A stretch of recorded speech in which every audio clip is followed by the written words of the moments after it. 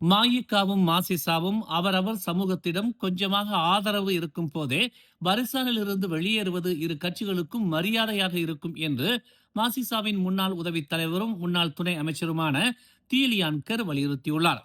அடுத்த பொதுத் தேர்தலில் அம்னோ டிஏபியுடன் இணைந்து தேர்தலை எதிர்கொண்டால் மாசிசா பரிசானில் இருந்து வெளியேறும் என்பதை வெளிப்படையாக அறிவித்துள்ளது. ஆனால் மாயிகா இன்னும் இது மாதிரி பரிசானில் இருந்து வெளியேறுவதற்கான எந்த ஒரு முக்கிய காரணத்தையும் வெளியிடவில்லை. கடந்த காலங்களில் மாயிகாவும் மாசிசாவும் அதன் சொந்த சமூகத்தினரின் நம்பிக்கையை இழந்தது உண்மையாகவே இருந்தாலும் தற்போது இரு கட்சிகளும் அதன் சமூகத்தின் ஆதரவையும் நம்பிக்கையையும் மீண்டும் பெற்று வருகிறது. இப்போதைய சூழலில் மாசிசாவுக்கும் மாயிகாவுக்கும் அதன் சமூகத்திடமிருந்து பெற்றிருக்கும் ஓரளவு நம்பிக்கையையும் தக்க வைத்துக் கொள்ள வேண்டும் என்றால் இரு கட்சிகளும் வெளிப்படையாக அதன் அரசியல் எதிர்காலம் குறித்து அறிவிக்க வேண்டும். அப்படி வெளிப்படையாக அறிவித்தால் மட்டுமே அவரவர் சமூகத்தின் நம்பிக்கையை அவர்கள் மீண்டும் இழக்க மாட்டார்கள். பரிசான் தலைவர் ஜாகிர் ஹமீடி பரிசானிலிருந்து வெளியேறினால் மீண்டும் இணைவதற்கான எந்த ஒரு வாய்ப்பும் இல்லை என்று வெளிப்படையாக அறிவித்துவிட்டார். இந்த சூழ்நிலையில் மாயிகாவும் மாசிசாவும் பரிசானில் இருந்து வெளியேறும் முன்னரே அதன் வலுவான அரசியல் பலத்தை அதன் சமூகத்திற்கு நிரூபிக்க வேண்டும் என்று தீலியான்கர் கேட்டுக்கொண்டார். ஜொகூர் கங்கார் போலாய் முருகன் கோயில் விவகாரம் இந்தியர்கள் மத்தியில் பெரும் அதிருப்தியை ஏற்படுத்தியுள்ளது. கடந்த 2013ஆம் ஆண்டு முதல் பதிவு செய்யப்பட்ட கோயிலாக அது இருந்தாலும் கோயில் அமைந்திருக்கும் நிலம் கோயிலுக்கு சொந்தமானது இல்லை என்று கடந்த நவம்பர் மாதம் ஒரு முகநூல் பதிவு சமூக வலைதளங்களில் பரவியது. இதன் தொடர்ச்சியாக கூலாய் நகராண்மை கழகத்தில் புகார் அளிக்கப்பட்டதும் கடந்த டிசம்பர் 17ஆம் தேதி மலையாளம் முருகன் எனப்படும் கோயில் நகராண்மை கழகத்தினரால் உடைக்கப்பட்டுள்ளது. இதனிடையே கோயிலை உடைக்கும் வரையில் ஜொகூர் மாநில ஆட்சிக்குழு உறுப்பினராக இருக்கும் மாயிகாவின் ரவீந்திரன் அமைதியாக இருந்தது ஏன் என்று பரிகாத்தானின் கூலாய் தொகுதி மலாய்க்காரர் அல்லாதவர்களின் தலைவரான சந்திரசேகரன் கேள்வி எழுப்பினார். அது மட்டுமின்றி ஜொகூர் மாநில டிஏபி தலைவராகவும் துணை அமைச்சராகவும் இருக்கும் தியோ நீ சிங்கின் சொந்த நாடாளுமன்றத்தில் இச்சம்பவம் நிகழ்ந்திருந்தாலும் டிஏபி கட்சியும் எந்த ஒரு நடவடிக்கையும் எடுக்கவில்லை என்று சந்திரசேகரன் கேள்வி எழுப்பியுள்ளார். ஜொகூர் கங்கார் பூலாயில் உள்ள மலையாளம் முருகன் கோயில் உடைக்கப்பட்ட விவகாரத்தில் கூலாய் நாடாளுமன்ற உறுப்பினரும் ஜொகூர் மாநில டிஏபி கட்சியின் தலைவருமான தியோனி சிங் எந்த வகையிலும் சம்பந்தப்படவில்லை என்றும் மாறாக ஜொகூர் மாநில அரசாங்கத்தின் மீது குற்றச்சாட்டை முன்வைக்கும்படியும் ஜொகூர் மாநில டிஏபி கட்சியின் துணை செயலாளர் கார்த்தியாயினி ஜெயபாலன் பதிலளித்துள்ளார். நகராண்மை கழகம் மாநில அரசாங்கத்தின் கட்டுப்பாட்டில் இயங்குவதால் மாநில அரசு அம்னோவிடமும் மாயிகாவிடமும் இருப்பதை அவர் சுட்டிக்காட்டினார்.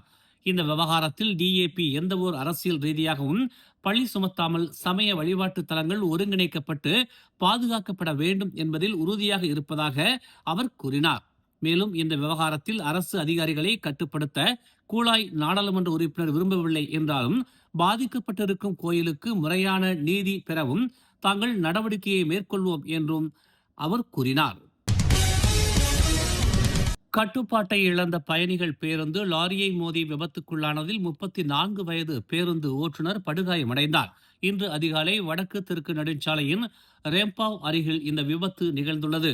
அதிகாலை 3:45 மணிக்கு பொதுமக்களிடம் இருந்து அவசர அழைப்பை பெற்றதும் சம்பவ இடத்திற்கு மீட்பு படையினருடன் விரைந்ததாக நெகிரி செம்பிலான் மாநில மீட்புத்துறை செய்தி தொடர்பாளர் தெரிவித்தார். விபத்தின் போது பேருந்தில் 40 பயணிகள் இருந்ததாகவும் அவர்கள் பொதுமக்களால் பத்திரமாக மீட்கப்பட்ட நிலையில் பேருந்து ஓட்டுநர் இடிபாடுகளில் சிக்கியதால் மீட்புத்துறை அதிகாரிகள் அவரை மீட்டதாகவும் தெரிய வந்துள்ளது. அதிகாலை 4:53 மணிக்கு அவர் மருத்துவமனைக்கு கொண்டு செல்லப்பட்டதாக தெரிவிக்கப்பட்டுள்ளது. பேருந்தில் இருந்த 40 பயணிகளுக்கும் எந்த ஒரு காயமும் இல்லாமல் பத்திரமாக இருப்பதாகவும் விபத்து குறித்து காவல்துறையினர் மேலதிக விசாரணைகளை மேற்கொண்டு வருவதாகவும் தெரிவிக்கப்பட்டுள்ளது. திரங்கானுவில் அதிகமான மோட்டார் சைக்கிள் ஓட்டிகள் போக்குவரத்து விதிகளை மீறுவதாக திரங்கானு மாநில போக்குவரத்து ஆணையம் அறிக்கை வெளியிட்டுள்ளது. கடந்த ஜனவரி 1ஆம் தேதி முதல் நேற்று வரை மொத்தம் 16,396 மோட்டார் சைக்கிள்களுக்கு சம்மன் வழங்கப்பட்டிருப்பதாக திரங்கானு மாநில போக்குவரத்து துறை இயக்குனர் முகமது ஜம்ரி சமியோன் தெரிவித்தார். மாநிலம் முழுவதும் நடத்தப்பட்ட சோதனை நடவடிக்கையில் 81,107 மோட்டார் சைக்கிள்களில் ஆய்வுகள் மேற்கொள்ளப்பட்டதாக அவர் கூறினார். ஓட்டுநர் உரிமம் இல்லாதது, சமிக்ஞை விளக்குகளை மீறுதல், சாலையில் எதிர்திசையில் பயணித்தல், தலைக்கவசம் அணியாதது, மோட்டார் சைக்கிள்களின் பாகங்களை சட்டவிரோதமாக மாற்றி அமைத்தல், சட்டவிரோத மோட்டார் சைக்கிள் பந்தயத்தில் ஈடுபடுதல் என பல்வேறு குற்றங்களுடன் தொடர்புடைய குற்றங்கள் நாளுக்கு நாள் பெருகி வருவதால் காவல்துறையும் போக்குவரத்து ஆணையமும் கடுமையான நடவடிக்கைகளை மேற்கொள்ளவிருப்பதாக முகமது ஜம்ரி சமியோன் கூறினார். நேற்று ஒரே நாளில் 342 வாகனங்களுக்கு சம்மன் வழங்கப்பட்டதுடன் வாகனத்தின் உரிமையாளர்கள் மீதும் வழக்கு பதிவு செய்யப்பட்டிருப்பதாக முகமது ஜம்ரி சமியோன் கூறினார். பினாங்கு ஜார்ஜ் டவுனில் சாலையோரம் இருந்த மரம் விழுந்ததில் சாலையில் பயணித்துக் கொண்டிருந்த மோட்டார் சைக்கிள் ஓட்டியும் பயணி ஒருவரும் காயமடைந்தனர். சாலையின் ஓரத்தில் இருந்த மரம் அருகிலுள்ள வாகனத்தின் மீது விழும்படியான காணொளி சமூக வலைதளங்களில் பரவி வருகிறது. நேற்று இரவு 7:18 மணிக்கு இச்சம்பவம் நிகழ்ந்ததாக பினாங்கு மாநில மீட்புத்துறை உதவி இயக்குனர் ஜான் சகூன் பிரான்சிஸ் தெரிவித்தார். சாலையில் சென்று கொண்டிருந்த இரு மோட்டார் சைக்கிள் ஓட்டிகளும் மரக்கிளைகளுக்கு இடையில் சிக்கியதாகவும் பொதுமக்களின் உதவியுடன் அவர்கள் பத்திரமாக மீட்கப்பட்டதாகவும் ஜான் சகூன் பிரான்சிஸ் கூறினார்.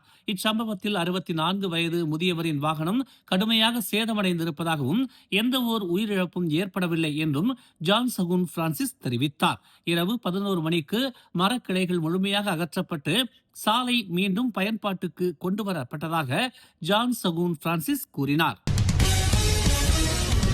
ஜொகூர் கங்கார் பூலாயில் உள்ள மலையாளம் முருகன் கோயில் நகராண்மை கழகத்தால் உடைக்கப்பட்டிருப்பது வருத்தமளிக்கும் வகையில் உள்ளதாக ஜொகூர் மாநில ஆட்சிக்குழு உறுப்பினரும் தென்காரோ சட்டமன்ற உறுப்பினருமான மாயிகாவின் ரவீன் குமார் கிருஷ்ணசாமி அறிக்கை வெளியிட்டுள்ளார்.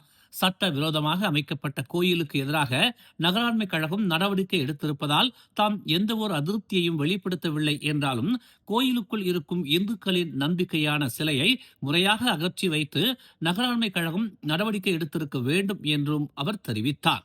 இதற்கு முன்னதாக குளுவாங் துர்க்கை அம்மன் கோயிலிலும் கம்பாஸ் மகா காளியம்மன் ஆலயத்திலும் நகராண்மை கழகம் நடவடிக்கை எடுக்கும் போது சிலைகளை முறையாக அப்புறப்படுத்திய பின்னரே இடத்தை காலி செய்ததாக அவர் சுட்டிக்காட்டினார்.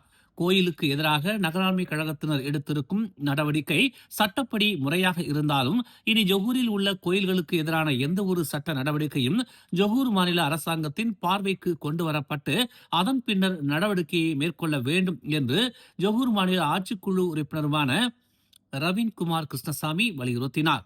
ஜொகூர் கங்கார் பூலாயில் உள்ள மலையாளம் முருகன் கோயில் நகராண்மை கழகத்தால் உடைக்கப்பட்டிருக்கும் விவகாரம் குறித்தும் அதன் முழுமையான விசாரணை அறிக்கையும் அடுத்து நடைபெறவிருக்கும் ஜொகூர் மாநில ஆட்சிக்குழு கூட்டத்தில் குரல் எழுப்பப் போவதாகவும் சுமூகமான ஒரு தீர்வை காணவிருப்பதாகவும் அவர் நம்பிக்கை தெரிவித்தார்.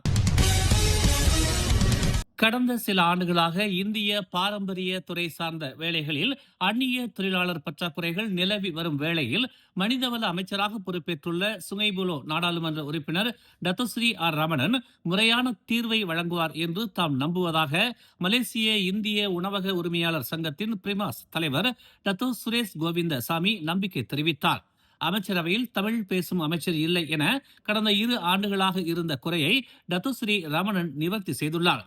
இந்திய உணவகத்தில் அந்நிய தொழிலாளர் பற்றாக்குறை குறித்து முன்னமே டத்தோஸ்ரீ ஆர் ரமணன் அவர்களிடம் தாம் பேசியுள்ளதாக அவர் கூறினார்.